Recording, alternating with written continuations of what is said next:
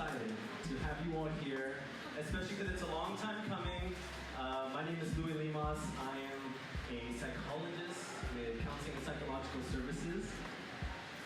Hello everyone, I'm Caroline. I'm the Community Assistant for Outreach with Optimeta Programs and Services. We are here today to put on this Poetry Slam and Art Showcase. Again, a long time coming because we've been working very hard, and last year we weren't able to do it, and so I'm so happy that we came together. And one of the biggest reasons why I wanted to do this is because we want to be able to have students have their voices heard in a different way, through art, through spoken word, and so we're so glad that you joined us today. Yeah, like on that note, I really want to give a huge thank you to all of our poets and to everyone who submitted art for this event. It's no easy thing to like come forward and bare your soul, but it also I think brings us closer together. So I'm super excited to hear from all of our poets. Thank you so much for attending this awesome event.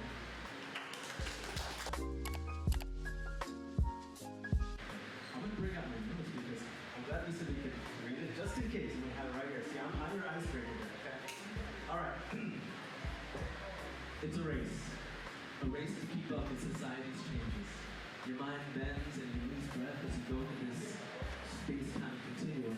With the glitz and the glamour and the voices of the paparazzi saying, you're not looking good with your ordinary fashion, because style's become such a factor of how we fall into everyone's eyes, how our attire seems to define who we really are inside. But no matter how tight your fit is, it doesn't hide the lies about how we wear the logos and manufacturers who really don't care that we only spend $1 to find ourselves in this movement.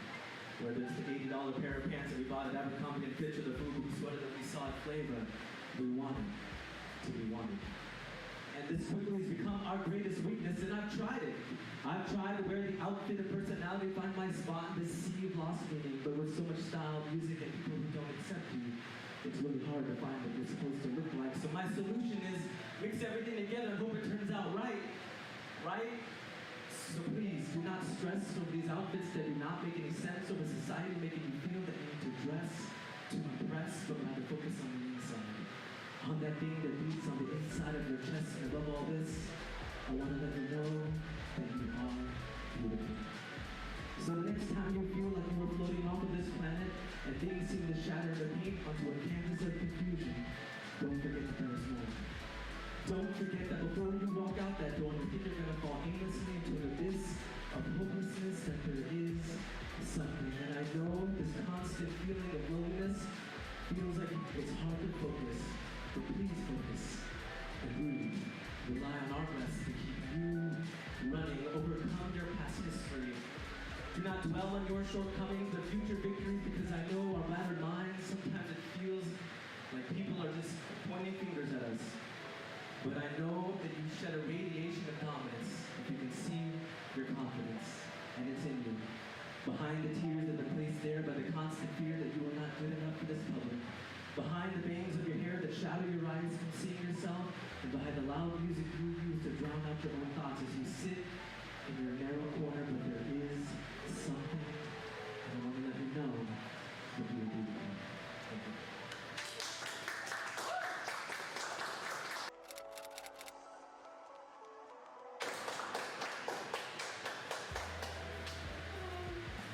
Let me know if you can hear me.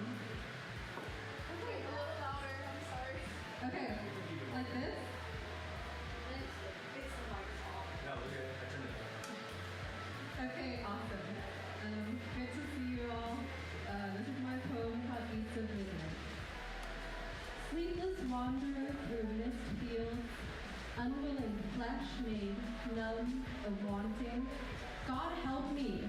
Open my desire, lesion my heart, dream your willing into me.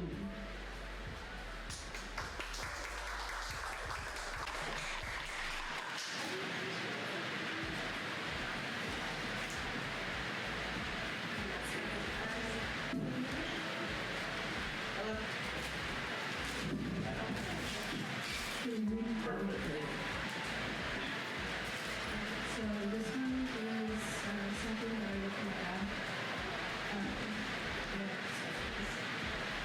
So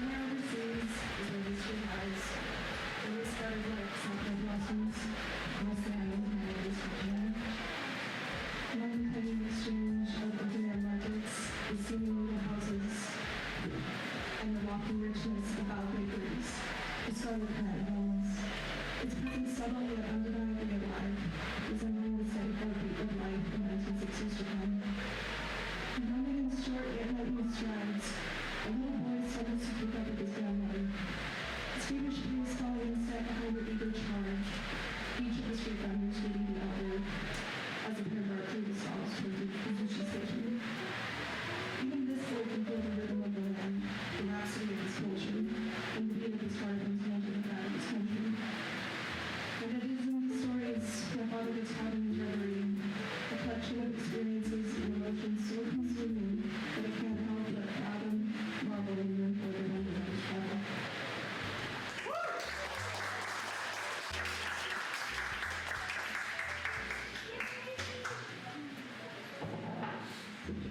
I'm really feeling the height difference here.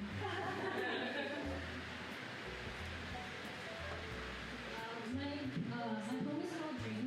This is extremely hypocritical. My friends in the corner are going to laugh at me afterwards. This was inspired by my favorite contemporary poet, Suga of BTS.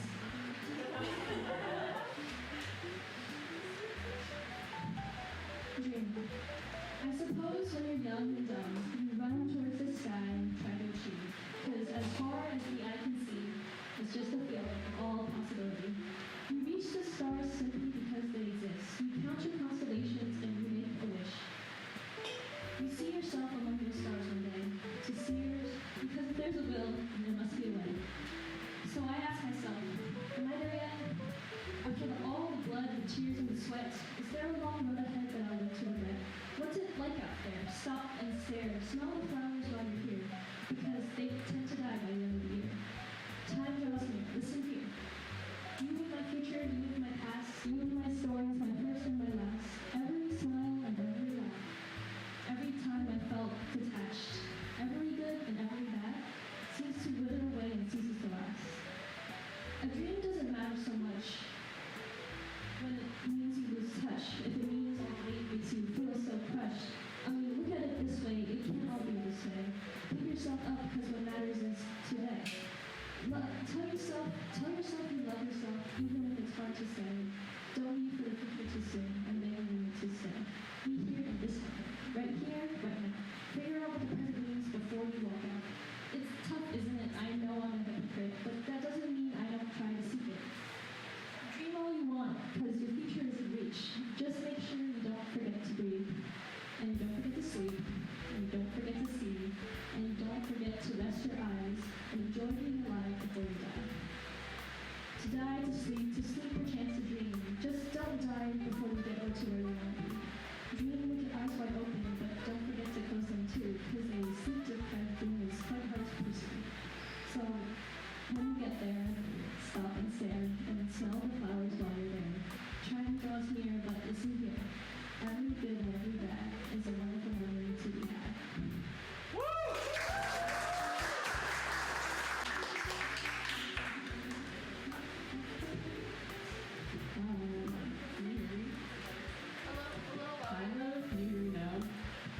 Right on.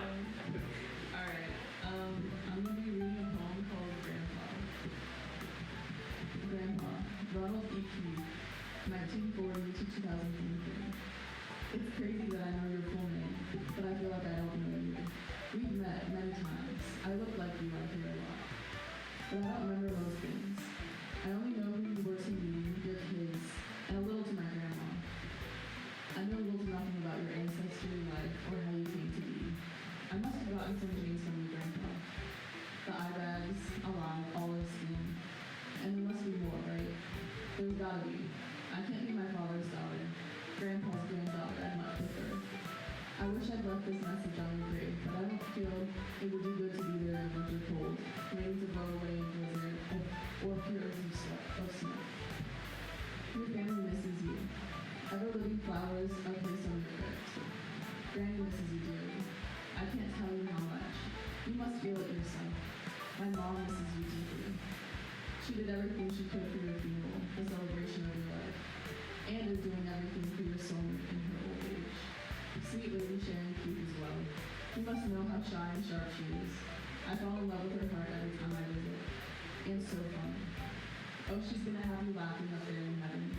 Y'all eating Reese's on cute dates and laughing all the time. I assume you've got humor too, not that sweet, kind, stubborn heart. I hope you're doing well. I missed you this holiday. Missed your cigar smell and wet forehead kisses. Oh, your kids miss you. Ronnie might be the next to see you. He misses your love if he refuses to believe it. Along with the other boys, they miss you. They just have your stubbornness gene clogging their minds right now. All of your kids wish you were with them physically. I'm not sure any of them have accepted your eternal physical absence. And it's hard for me too, for everyone. But if you see your presence every once in a while, in butterflies, white with the light you used to brighten your days. Life was messy for you, I know. And I think you're at peace now. Can't say the same for your kids, but they'll get there. It may take more time for them, a few years maybe. Sweet Sharon is still at peace and ready to come home to you. And you better be there to welcome her. Never again leave that lady. Listen here. When time for a reunion comes, be there to welcome her. Never leave that lady again. When the time for a reunion comes, I expect you to be ready with arms stretched wide. You sweet, stubborn man. I wonder how it will manifest here for us, and there for you. What age will your arms that hold her be? What color will her currently fluffy white clothes be? Where will the reunion reside? Her house? St. Mary's, Ohio? Well, keep me updated, Grandpa. I can't wait to hear all about it.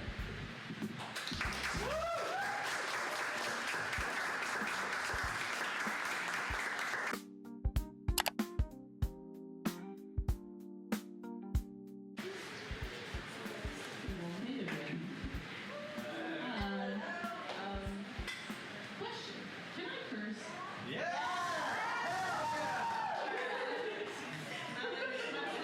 Essentially stupid things. Alright.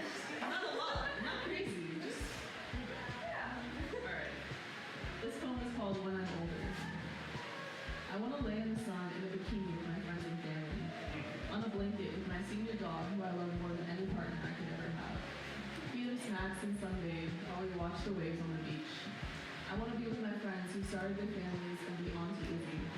I want to have meaningless sex and focus on my job or travels. I want to be the cool unmarried aunt to the young adults, or to the young adult ones, but the fun aunt to the real babies. I want to be the one my friends call to watch their kids. I don't want them myself unless they're adopted, teen toddlers. One day I want to be with a partner. Go to the beach and fuck around in the kitchen. For now, I think I'm happy with my adult life being not cuffed anymore. Maybe friends with benefits, or someone I can go to for attention, validation, and fun. I don't really feel like wishing for a relationship anymore. I'd rather just fuck around for now, because that just seems like the only thing I can find easily. I'm tired of waiting for a relationship. November 29th, real relationship.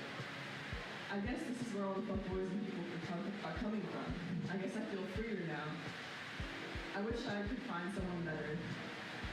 I have a better shot in the States though. I want to go on gigs with a band, I want to sing for people, and then I want to write for me. I guess I want to be an artist, but for money. I want to teach, research, help the climate crisis movement, do academia stuff. I don't really know what pays, but I'm down to just find out. Stop being scared about what to do to make money. I'll figure something out. Anywhere that'll have me, I'm open to do it. I think that's how I feel about everything.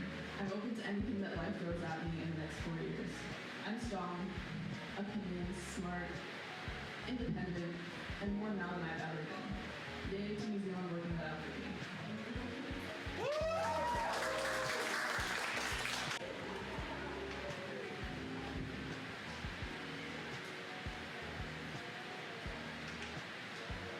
Okay, I saw like the theme was a letter to my younger self, and I didn't really do that. But this was written about me at 13, so I think that kind of counts. So picture child cry. Catherine cleans her saxophone in the storage room behind the music. She sits beside me. It takes time to clean a saxophone, you know. First of all, there's a search for your instrument case in the Alton section, which you find stored next to hers.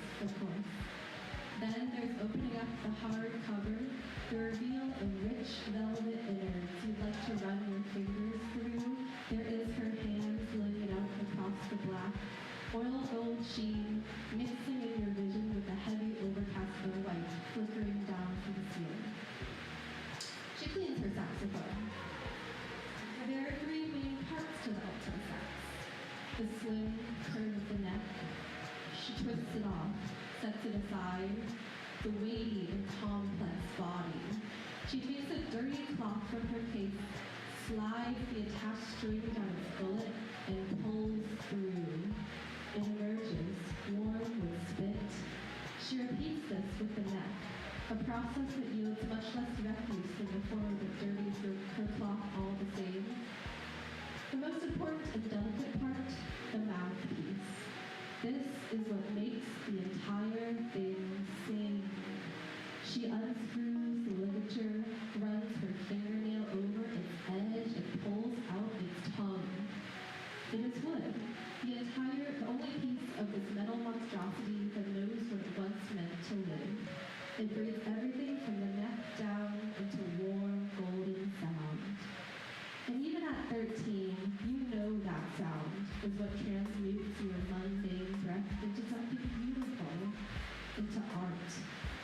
Without it, the body hangs dry and hollow. Without it, you desiccate, leaving no trace of you or anything at all. You clean yours. And finally, everything is given its proper attention, every piece slotted into place. She closes the case, instrument inside, already losing the heat of her touch without her there to guide it. As hours pass, it will slowly fade into dead, rigid metal. Here it will wait, vacant of thought and value for her return. It will wait for her to resuscitate, to once again fill it with purpose.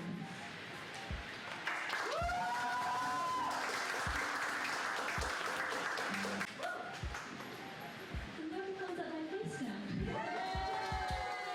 I just want to say, it was such a funny coincidence how, almost everyone around two decided to answer the prompt. I, too, will try to answer the prompt. Dear me, it's you again, isn't it? Could you say just a little bit?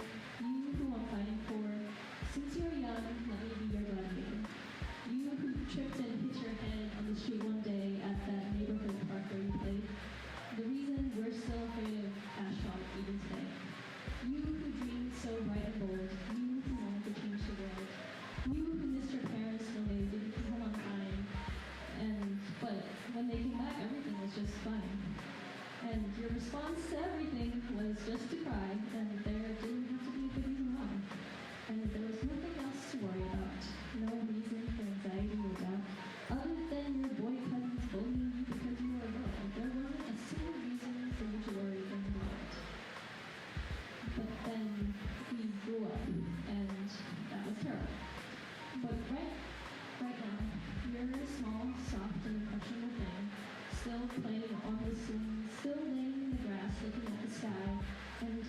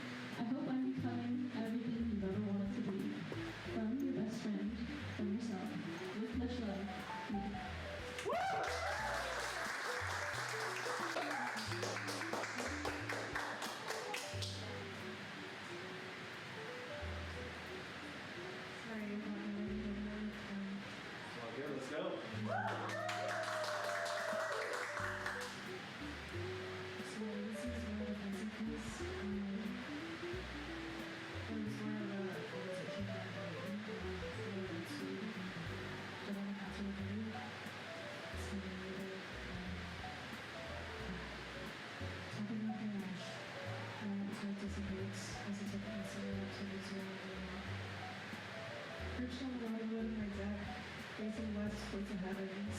Sun peering through the suspended cotton, drenched in stormy odor. I can taste the rain and its tobacco on the lips. The graphite clouds of omnipotent, formidable. Their fate sketched across the sky, warning of the burning tempest. The retreating ash bearing the drops to come. I have another boring market in my deck.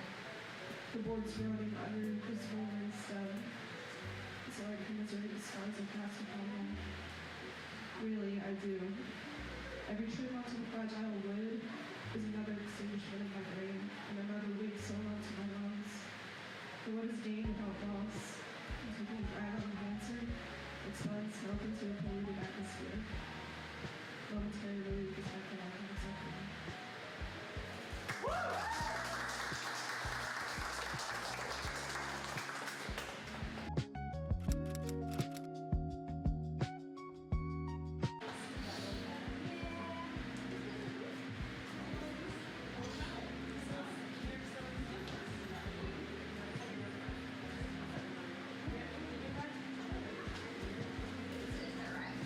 Alright, thank you, Jay. Next up we have another bird name. It's Crow.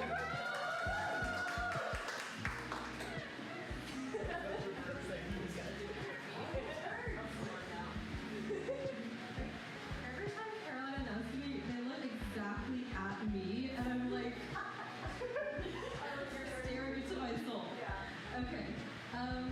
Yeah, this one is called Rock and Structure and Radiance and Seed and What You Build with It. A lighthouse is a building constructed from house and meaning dwelling, shelter, residence, meaning place that resembles but does not equal home. Constructed from light and meaning energy, that which makes visible, meaning illumination that alters views on a reality. A lighthouse is a beacon. It cuts a thin slice of hope across the darkness. It cuts a figure of God against the absence. It cuts a black hole into the heart of the boat. Most are lost at sea. We are boat people, Mom says. We came here legally. Those who make it on land count their blessings to survive. A lighthouse is a child, a body where the future grows up. Phoebe Union, little sister, Greek god of the sun. Luke Wen, eldest child, land of the morning star. Gaptian Union, mean, one intelligent and noble, meaning radiant, luminous light.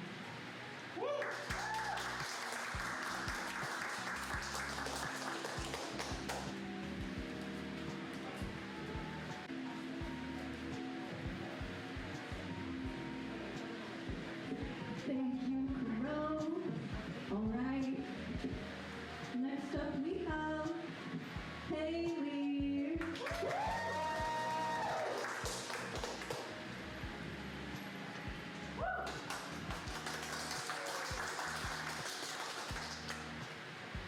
So context. So you guys know the sun god thing? Yeah. So they asked us to write poetry for them. And they asked us to write love poetry. It's like, oh, cute, love and affection. We sent them about 40 heartbreak poems. I don't know what went wrong, but I hope my phone helps capture what went wrong. The reason poets are heartbroken. Oh, yes. The reason poets are heartbroken. Do we even know what love is? What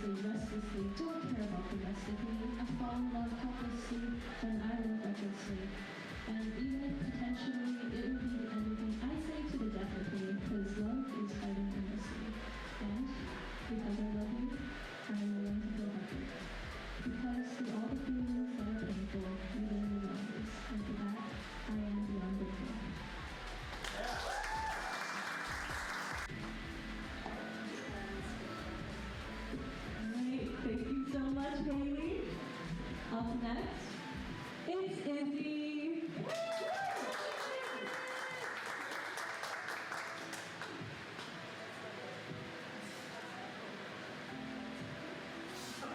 Hello. Okay, I wanted to do a PSA about my last poem. I'm happily in a relationship. We have matching t-shirts. So I just wanted to say that my boyfriend there. Matching t-shirts! Alright, this next poem is called Future Fate Teller. I'm just passing the time, keeping my artist streak alive and at its peak, until my poetry is at its prime. And hopefully my peak in poetry writing will be something I can begin to speak. I want to share how life implants to fall, so the world ceases to fall into anthropocentric despair.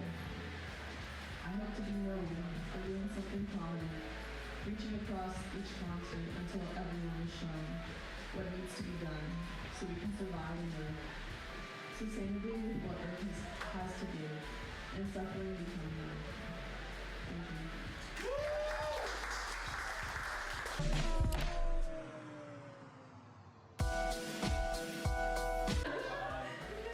I have someone I'd like to introduce you all to.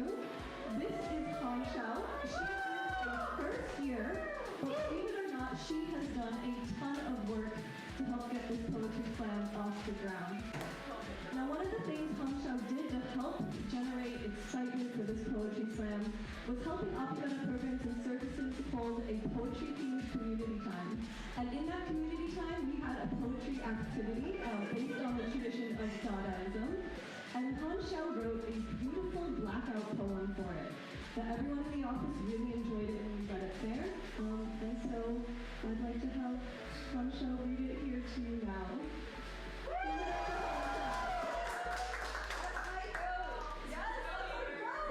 Everyone just sat back down. This is like super. Okay, this is called Morning of the Midterm. Breakfast was very foggy. Door window felt very cozy. I haven't even made my computer, stuffing food into my mouth. Greatest difficulty I find based on the slides, equation of frames, method genes, multiple choice, diagrams of themes, completed my cheat sheet, sigh and breathe. I am a midterm! Hurry and boot up method of sections is all a trust when I've traversed all that is. I could stay like this forever. At a certain point, I begin because I know the answer.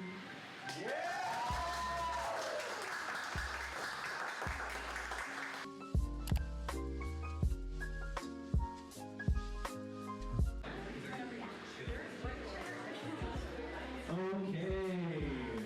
Let's announce some winners. And, you know, the structure of this, it is a poetry slam. We do have a little competitive element to it. We have judges here. It's all subjective. You know, if you've ever been to a real poetry slam, you know, it doesn't mention swear words here. And in an actual poetry slam, we usually say, fuck the scores. So, you know, we really don't. It's a competition, but, you know, it's here. We're here to support each other, okay?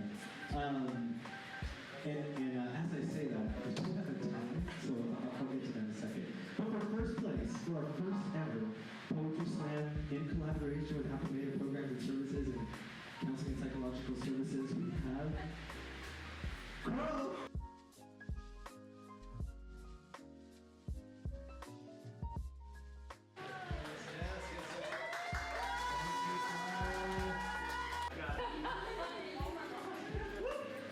All right, and in second place, Haley.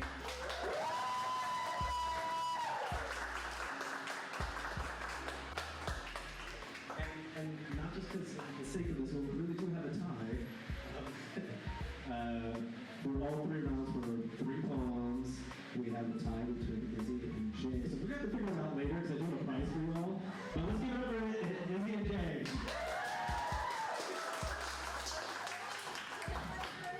Thank you all so much for coming. I think of this as for 1 hour, you know, we walked in for 2, but I got to listen to like, what was it, 15 poems, original poems that all of you spent time on. And I love that. I love the idea of that. And I got to just soak that all in. So thank you for your art and for sharing it. We hope to do this again, and we appreciate you all coming. Chat, talk, look at the art, talk to each other, show some love. Thank you again for all coming.